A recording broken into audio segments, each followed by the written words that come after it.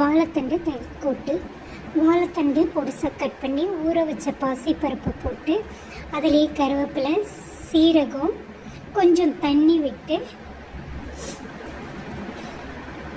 Whistle போட்டு ஒரு 2 whistle வேக வச்சா போதும். இடையில கொஞ்சோண்டு தேங்காய், பெருஞ்சீரகம், சீரகம், மிளகாய் போட்டு அரைச்சிட்டு அதிலே தயிர், உப்பு சேர்த்து நல்லா அரைச்சிடுங்க. வெந்த வாழைத்தண்டு பாசிப்பருப்பு கூட்டில் இந்த அரைச்சி வச்ச மசாலாவை விட்டு தண்ணி தேவைப்பட்டதுன்னா லைட்டாக மட்டும் தண்ணியை விட்டுக்கலாம், இல்லைன்னா தேவையில்லை. அந்த தயிர் கொதி வர்றதுக்கு முன்னாடி சிம்மில் வச்சு செஞ்சாலே போதும். இதை கொதி வர்றதுக்கு முன்னாடி நிப்பாட்டிடணும்.